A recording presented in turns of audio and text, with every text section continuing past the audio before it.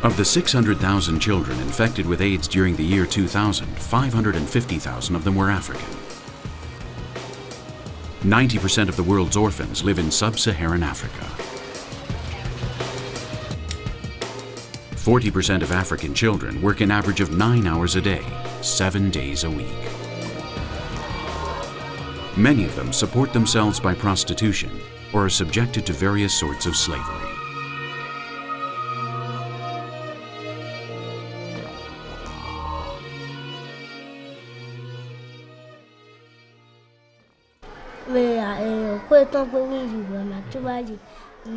One morning, my father told me to follow my uncle to the other side of town. My mother wasn't there at the time. I followed him, but I didn't know that I wouldn't be able to go back. That's how I came to Nigeria. I was with a family of strangers. I cleaned and worked all day, but my master was never happy. He hit me and wanted to touch me all the time. That's why I ran away from there.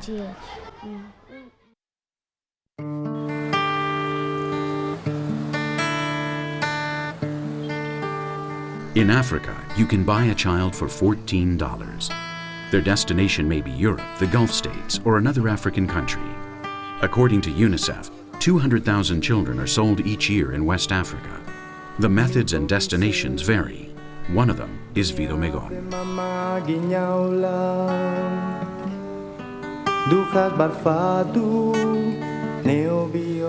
Vidomegon is a traditional practice along the coast of West Africa. It involves family without the means to care for their children, lending them to another family with means, with the idea that the children will live, train, and work with this family. By means of this system, many young people receive the training that they would not otherwise have obtained.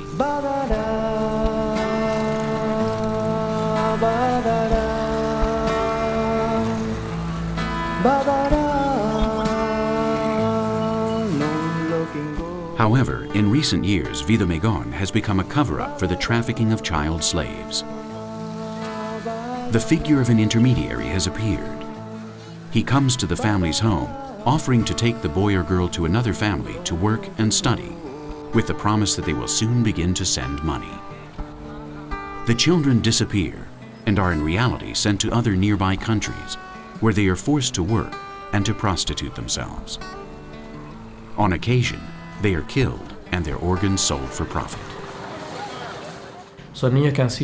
These are children who have been severely beaten, the girls sexually abused, and who during their entire time with the exploiters have no way to defend themselves. These are in fact subhuman conditions, which may be equated to the slavery experienced by adults, but which today is much more serious because the adult slaves can, or could, defend themselves.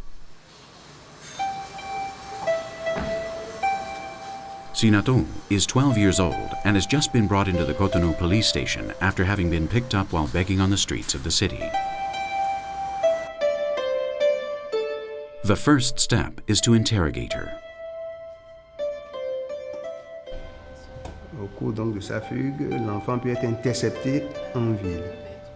These children are picked up in the cities by the Brigade for the Protection of Minors, and the child is brought to this agency. As regards the children's mental state, they're frightened, among other reasons because they don't know the people they're talking to. They need to be provided with all of the necessary care to make them feel better, and with a solution to their problems.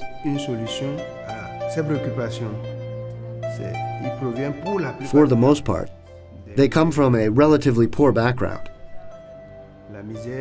So I ascribe some of the blame to poverty as a reason why these things are happening. The children found by the police are transferred to the Terre des Hommes Oasis Center. This Swiss NGO works with local authorities in rescuing and rehabilitating the children. After a few months at the center, they return to their families.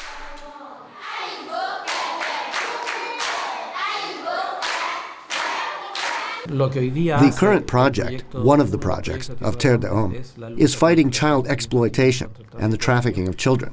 We realized that there was an enormous underlying social problem, which is what we today call the trafficking of children, what today is called child exploitation.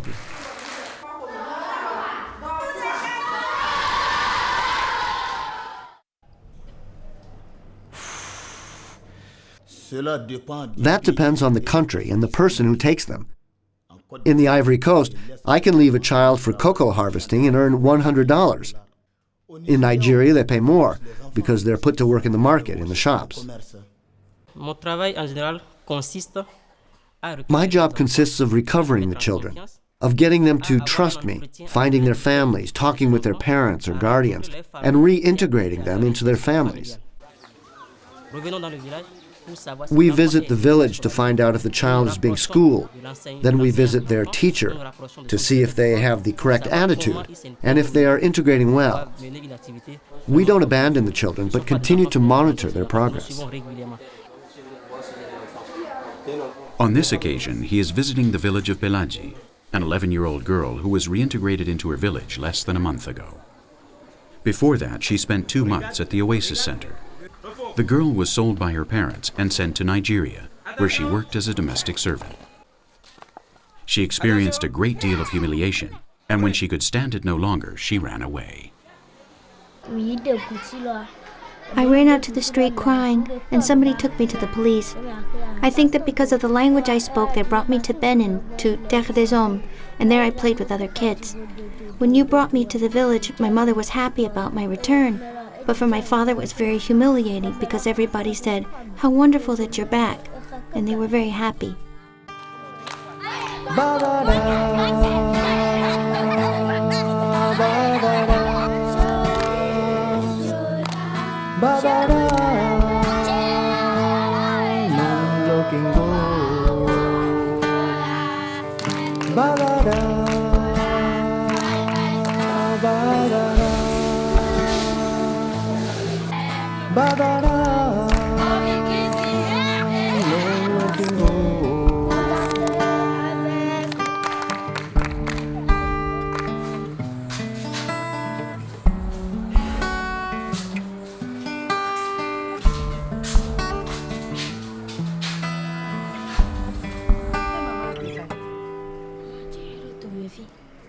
The majority of the girls who come to the Oasis Center have been raped and abused.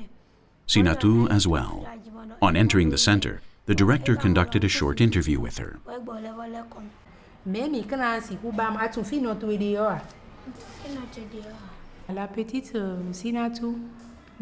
Little Sinatu has no known family. She's 12 years old. We can see that almost all of her rights have been violated. She doesn't know where her father lives or where her mother lives. When children come to Terre des Hommes, they arrive in a truly distressing state. In terms of hygiene, they don't know how to wash themselves. They're dirty, poorly dressed, and even sometimes naked. They have wounds all over their bodies caused by abuse. As for their psychological state, they're afraid, shy, frightened. It depends on just how much abuse they've suffered.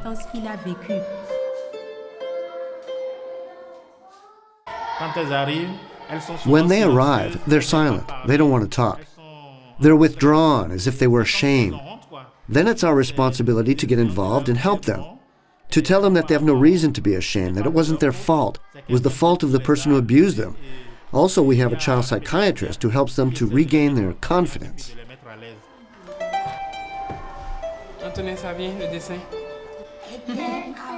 Nadia Bastien is the person responsible for this. She uses drawings to get closer to the children and decipher their feelings.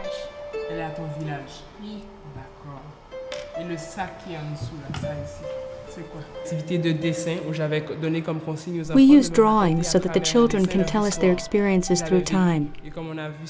In some cases, the drawings are very clear, and it's easy to see how they feel and all that they've had to go through.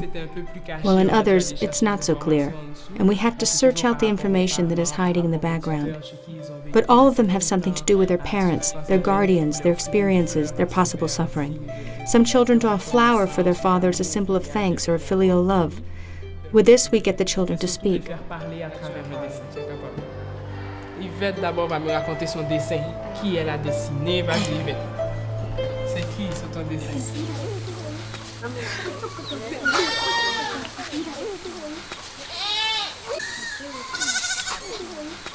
Dans un village, il y a un monsieur. The intermediary may be a man who returns to the village after having gone off for 2 or 3 years. Il revient quelques instants après. In the village, he'll do anything to get people's attention so that they'll say, "Have you seen that man who's been away? Look at what he's achieved." He'll tell the parents, for example, "If you want to give me your son, no problem. I'll make sure he gets an education, and I can guarantee his well-being." No. No. Here things aren't like that. Here in Africa, we start working at a young age. It's the best thing for the child. The parents want the best for their children, and that's why they give them as a vie de Megon. I don't give the parents anything. It was my brother who took my girl, with my consent. But I didn't know that she was going to work or that she would be leaving the country. These people have brought our daughters back to us. They are the ones who told us she was in Nigeria. We didn't know anything.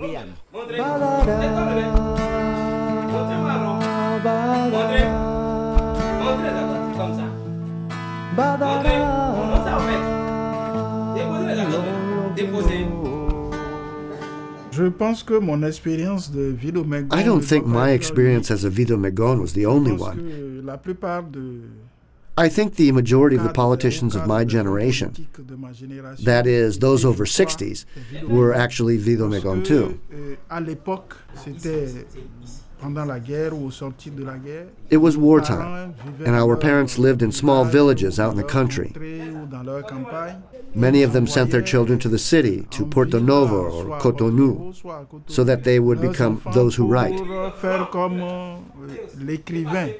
Nowadays, this practice has been radically distorted.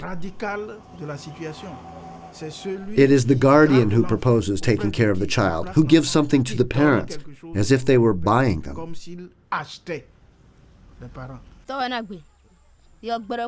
I didn't want her to leave. He was the one who made the decision. I told him that the girl should be with her parents.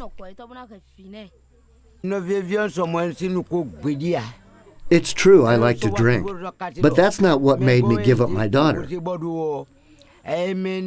Ignorance was to blame.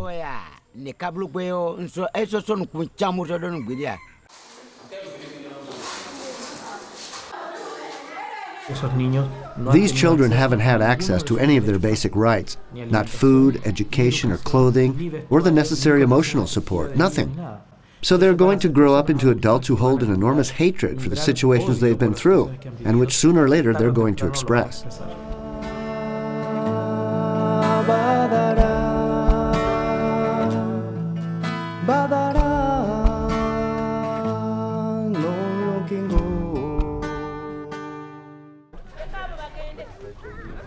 Okay.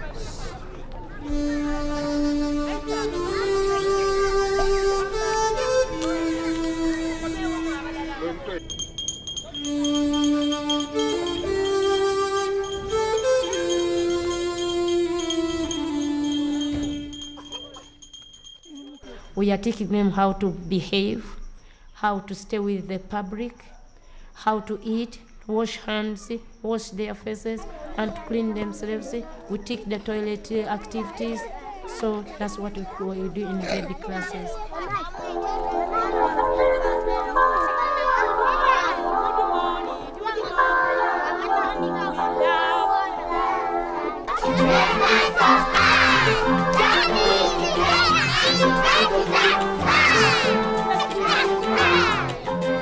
In addition to this education, all of these children have something else in common. They are orphans whose parents died of AIDS.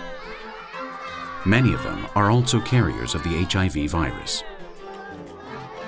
In Uganda, There are almost 1 million people suffering from AIDS, less than 5% of the country's total population. A low figure if we compare it with countries like South Africa or Namibia, which exceed 20%, or Botswana, with 36% of the population infected. For some years, Uganda has been applying preventative educational measures, and the results can be seen in these comparative figures. But if we put comparisons to one side and focus on the drama of everyday life, the figures continue to be alarming. 1 million sufferers means thousands of deaths each year, thousands of broken families or homeless children, or even heirs to the disease.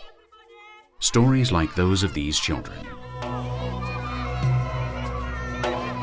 Akagia Ashirat, 7 years old. His mother died of AIDS in 2001, and his father died in a traffic accident in 2002.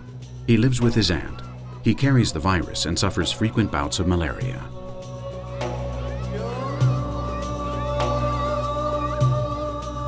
Junior Idiru, 4 years old. His father died of AIDS, and his mother sells fruit in the market. He lives with her. Patricia Nayanzi, 7 years old. Her mother was a prostitute in Kampala and died in 2000. She lives with her grandmother. She suffers frequent bouts of malaria.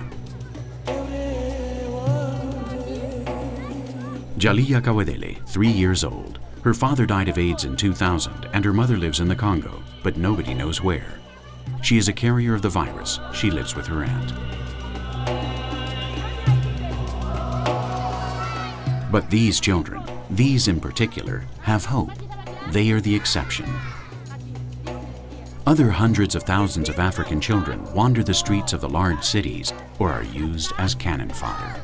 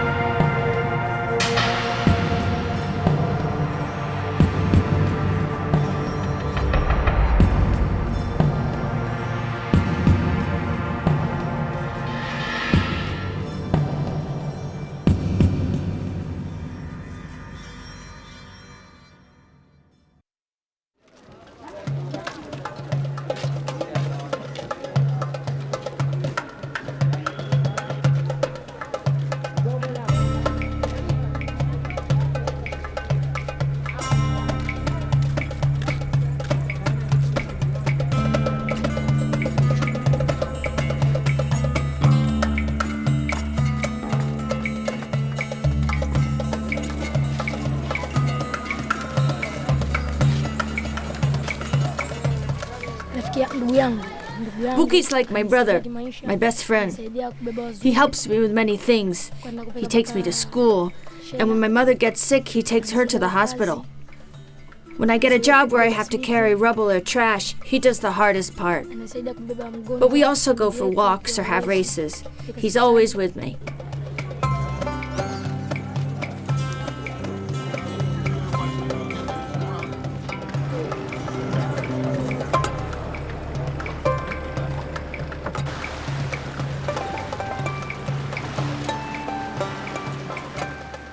Abdul is 12 years old and lives on the island of Lamu, located off the north coast of Kenya. Abdul is an orphan and helps his uncle Bumbi work the family's dhow. These old sailing vessels still serve as the means of transport among the Indian Ocean coastal islands today.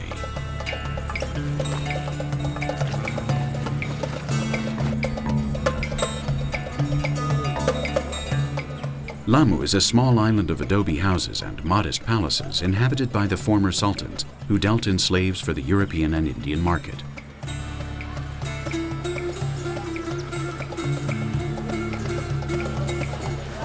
The time of the slave trade is past, but the island still retains the sleepy aroma of the ancient Orient.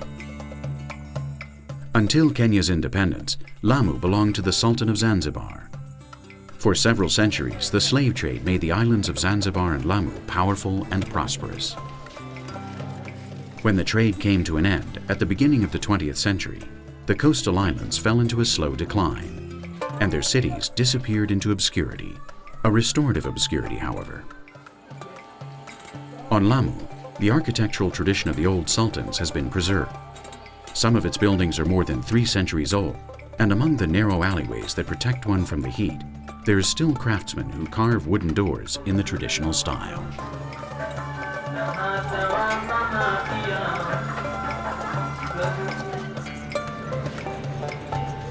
On Lamu, there are no cars, and the only means of transport is the donkey.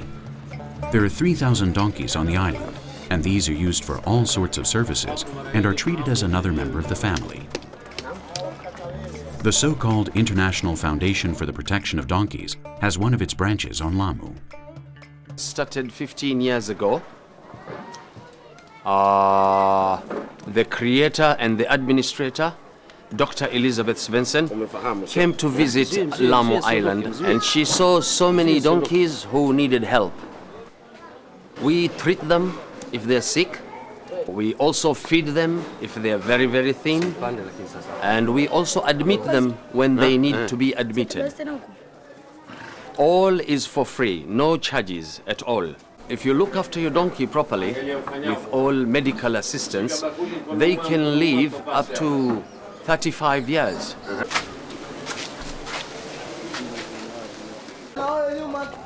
The donkeys are used for everything, for construction, to cart coconuts, in farming, and even to improve mobile phone coverage.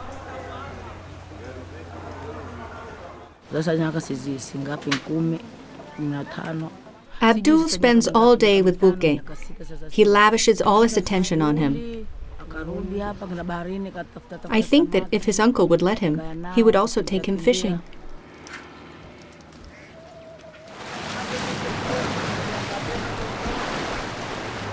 Every afternoon, Abdul goes out fishing on his uncle's boat. When his father died, his uncle Bumbi took charge of him. In Kenya, as in many other African countries, 1 out of every 10 children is an orphan. In these cases, only the extended family makes survival possible. In the great metropolises like Nairobi or Cape Town, orphan children end up abandoned on the street, begging and prostituting themselves.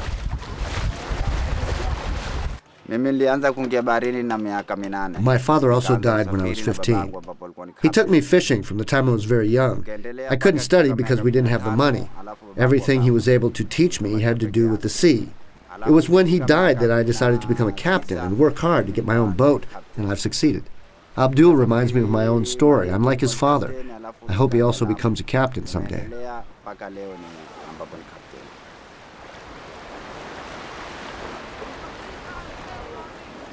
Bumbi is not only a dhow captain, he is also considered one of the best sailors on Lamu.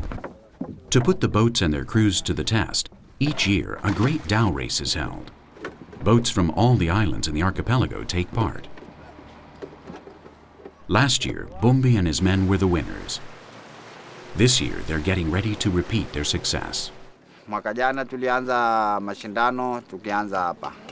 The race had just started when we tipped over. I thought that was the end, but at the first buoy, we had overtaken half the other competitors. When we reached the end, there were only 2 boats left to overtake. We passed them less than 100 meters from the finish line. Next month, we'll be the winners again.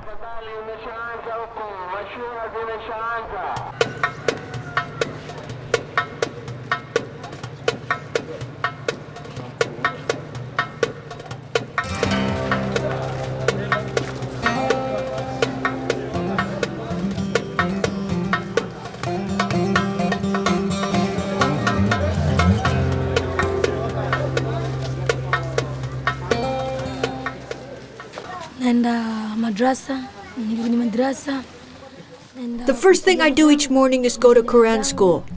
I used to go to normal school too, but now I have to work in the afternoons and I can't.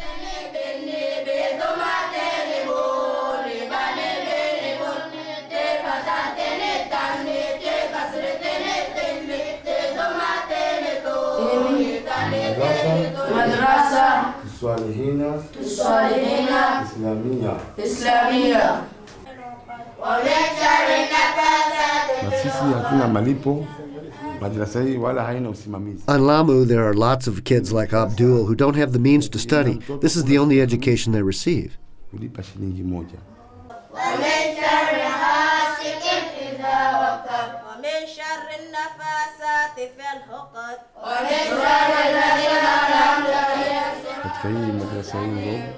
The majority of these kids will have to emigrate to survive.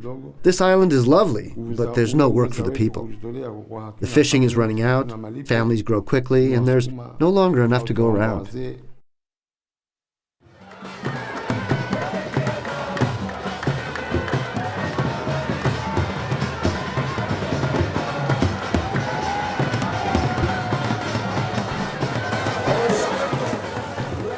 Lamu dons its Sunday best for the Great Dhow Race.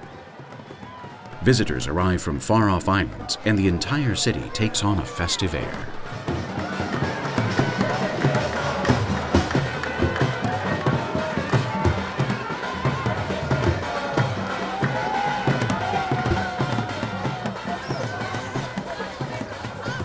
The day before the race, other types of competitions are held. One of these is the donkey race for children, which Abdul and Vuke take part in, without much luck.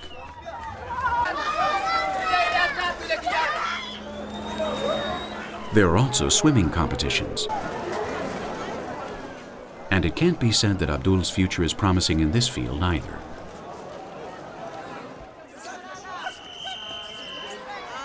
In the afternoon, there is a donkey race for adults. Participants include the Formula One racers of the specialty.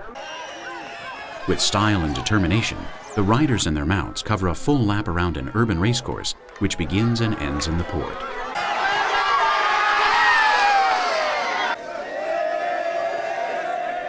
The race is hard fought, but the donkeys don't appear too worried about who the winner is.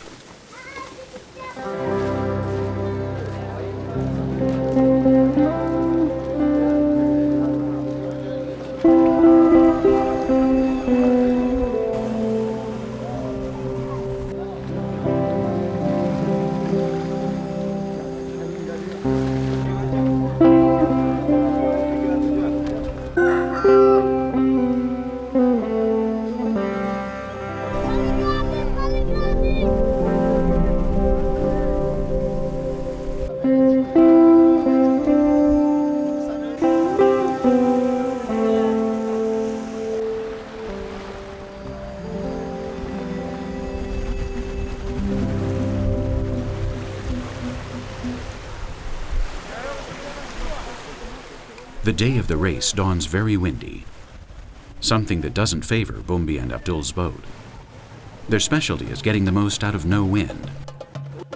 In addition, during the night, the dhow lost one of its anchors and was swamped, which forced them to bail it out.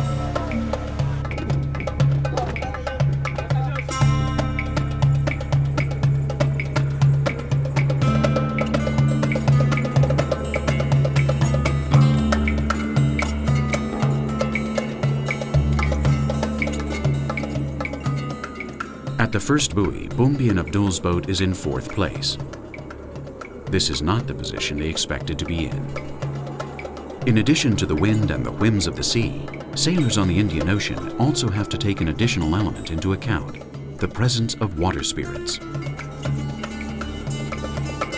One man in each crew is responsible solely for warding off the spells sent by the sorcerers on other boats. Last year's victory has made them the target of all the witch doctors. That's the reason for the broken anchor and excessive wind. Boats like this have plied the waters of the Indian Ocean for centuries. Swahili traders brought their cargo to the Cape of Good Hope in the south, and the Arabian Peninsula and India to the north and east. They are still used, but huge cargo ships and light motorboats are gaining on them every day. Bumbi and his competitors will most likely be the last captains to sail these waters in the old dhows.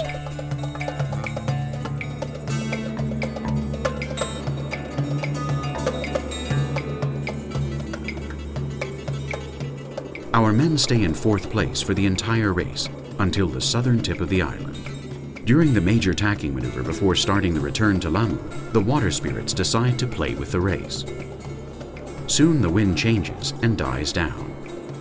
Two of the boats ahead of Bumbi and Abdul are incapable of properly negotiating the final buoy. The race looks like a carbon copy of last year's.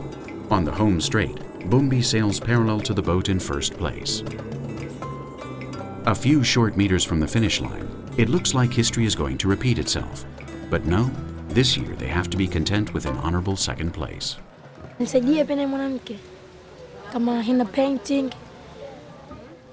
My dream is to become a captain like Bumbi, marry a woman who paints her arms with henna, and have 2 children who will also be captains like Bumbi and like me. And always live here on Lamu. That's my dream.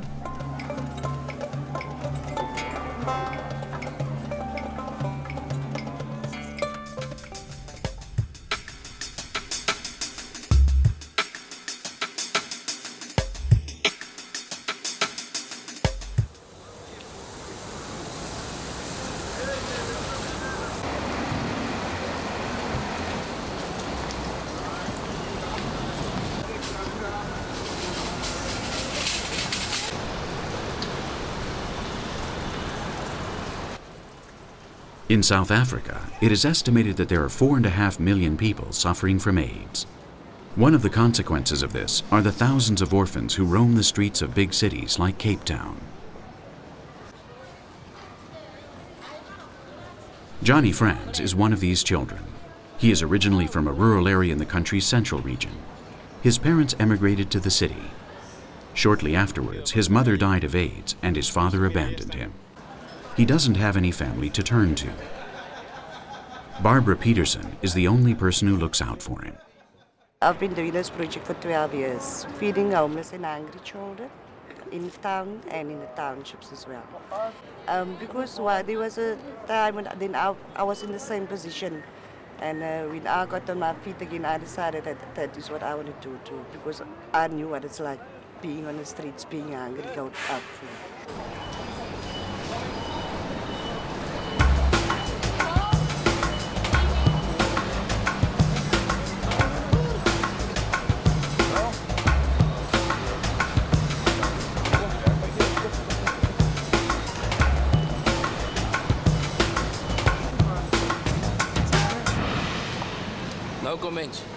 Most of them come from the townships.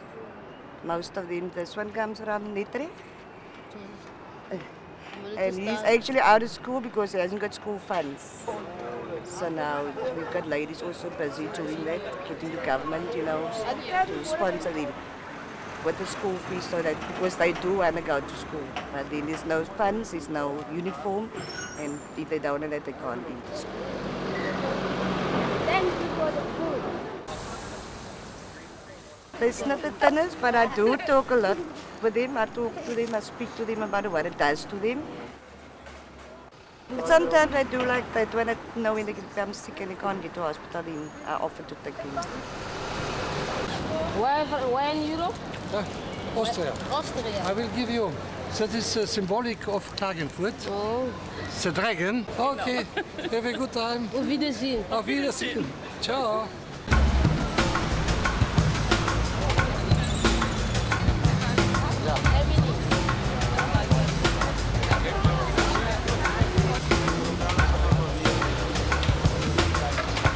Because I like feeding the children, I feel very good, doing that, knowing that I can help, these kids.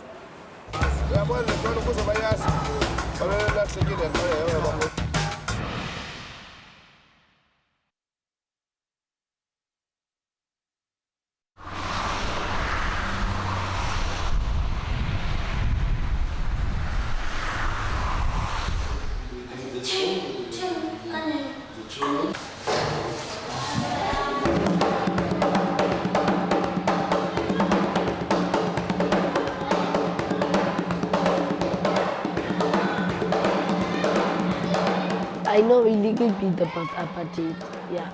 I know very little about apartheid. I don't think I was born yet. I've heard my mother and father say that the whites made them sit in the back of the bus while they rode in front. I know that whites and blacks weren't together. We were separate. They were the upper class, and we were the lower class. That's all I know.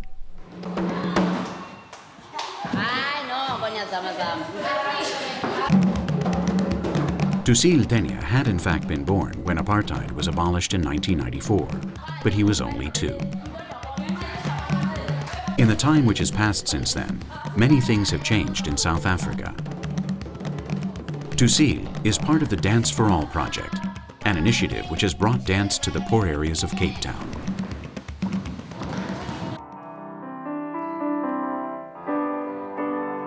I was a principal dancer with Cape Ballet Company, now Cape Town City Ballet, for about 15, 16 years, and I've always loved children, and I thought it would be a wonderful way of going to an underprivileged area and giving children a chance to dance, like I had.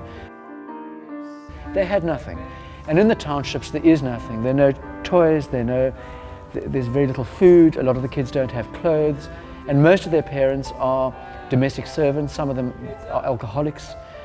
There is a lot of social problems in the township, drugs, drink, a lot of child abuse, with either hitting kids, child abuse, sexual abuse.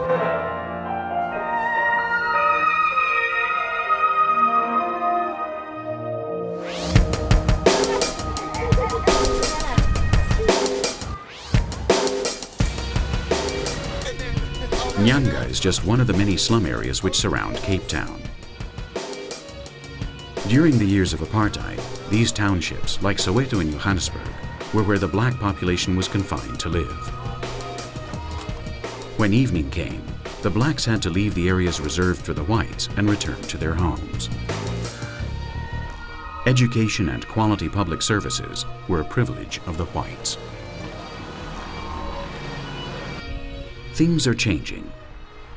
In the almost 10 years since the abolition of apartheid and the arrival of democracy to South Africa, areas like Nyanga have undergone a positive transformation. But even today, Nyanga is a contrast from the city center. Cape Town is the most hedonistic modern city in Africa. Its architectural layout and taste merit the highest praise. This is a city whose average standard of living is of the highest quality. Dance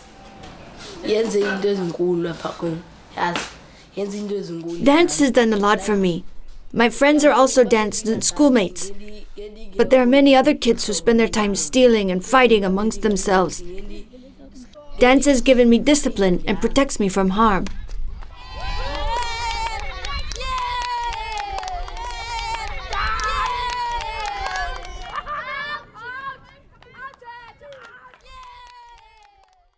Yes, things have changed. They haven't changed quick enough, as I think a lot of us that live here realize.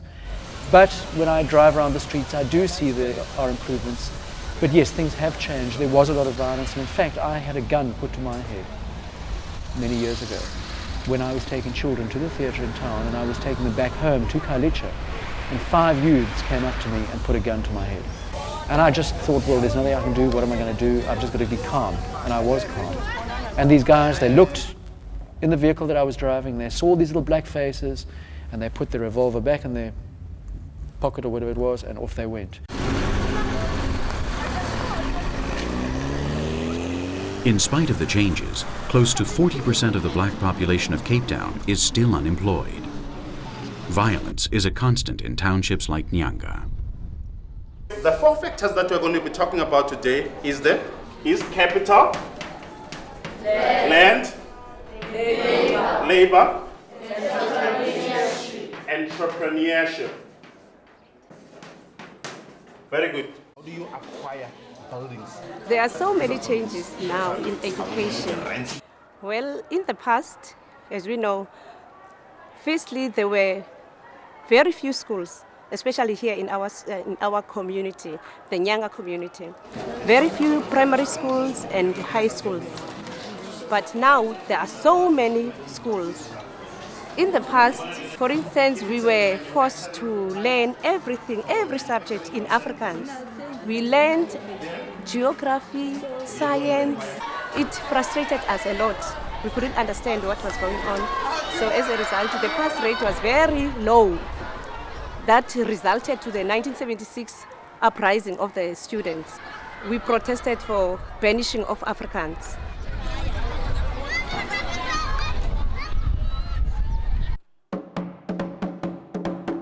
And And I think that's what's so wonderful about these kids, because they're real artists. The kids don't have dance clothes, they don't have dance shoes, so we have to provide second-hand shoes, broken shoes, whatever we can get. A lot of these kids don't have, as I said, food. They don't have a mother, they don't have a father. Most of the fathers have left them.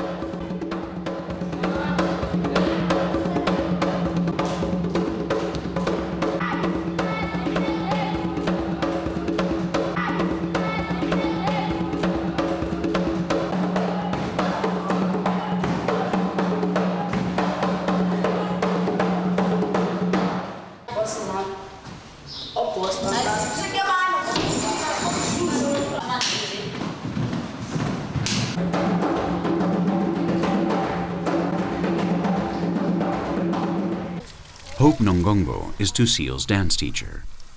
She was one of the first students to join Philip Boyd's project. Later, as has happened with many other kids, Hope became a teacher and has made dance her profession. Hope also lives in Nyanga. Before, when she lived with her family, she lived in a good area, in a concrete house. I now live in this shack with my boyfriend because I felt that I was in love with him and he also was in love with me. You can see the house. This is the shack that I live in now. Even if it's not a house, a concrete house, it's a shack. I enjoy living here. I know it's my place and I'm very happy. Dancing has given me an education because I never thought that I would become a dancer. That was not like in our culture. It's either you become a nurse or you become a doctor, and that was my dream. Of course, I couldn't be a doctor because financial problems. Another thing that I've gained from dance is respect. You must respect other people, and when you respect other people, you will also get respect. I'm very glad that I joined Dance for All because now I have a job, I have education, and I know that nobody will ever take that education from me.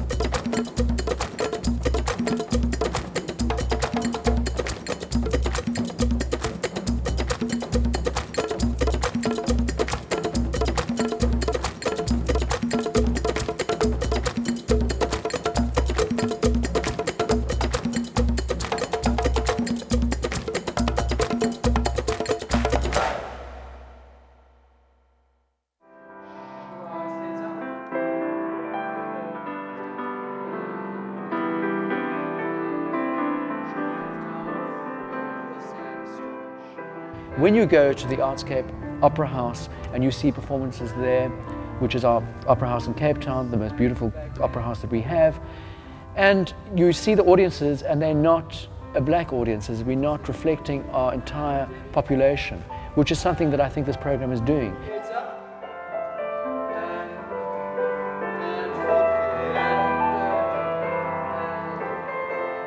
Before, ballet was a white thing, never in a black community. We didn't know, we felt like in ballet, you know, you go straight, you go like this. You feel suffocated in that because in African dance, your body is very loose, you're losing it.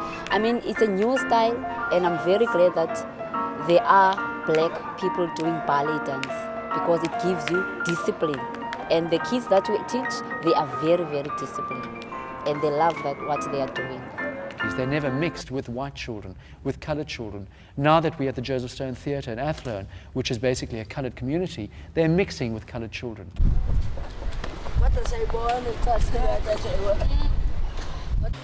Tusil's family is building a brick and concrete house. They've prospered greatly in recent years.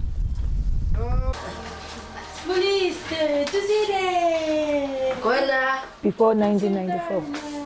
It was bad in the township before 1994, just because it was an apartheid time. So we struggle a lot about everything, about education, about the way we live, about when we want to travel, even to the transport, to the bus. The problem, it was just the color. If you are a black, so then you are on a problem. So even your kids, they are at school, you're so worried just because you can think they are at school, at the end they are in jail. So it was really very, very, very tough. From 1994, if I compare 1994 till now, there's a big change. At least we feel safe.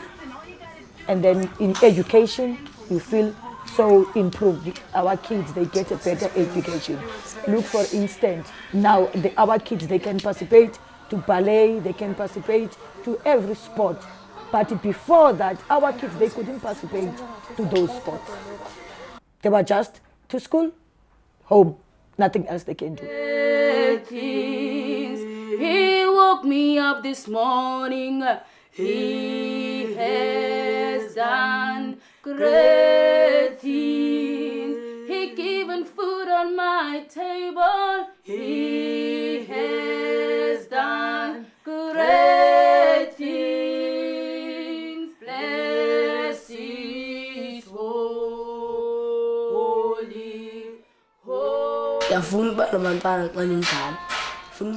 One day, I'd like to get married, have children, and live in a big house. But wherever I go, even if I have a wife and children, I'll never forget my parents, because they were the ones who helped me be what I am.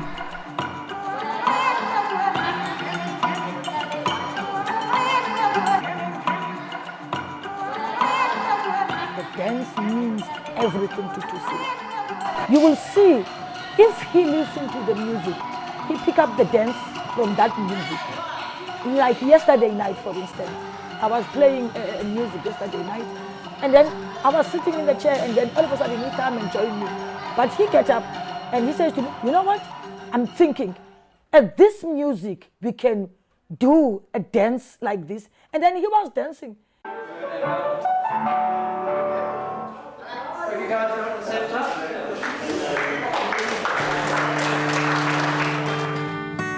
Min ko gise dunia de mama ginyaula dujas barfatu neo biole neoe Min ko gise dunia de mama ginyaula dujas barfatu neo biole neoe Badara, badara, badara, non looking go. Badara.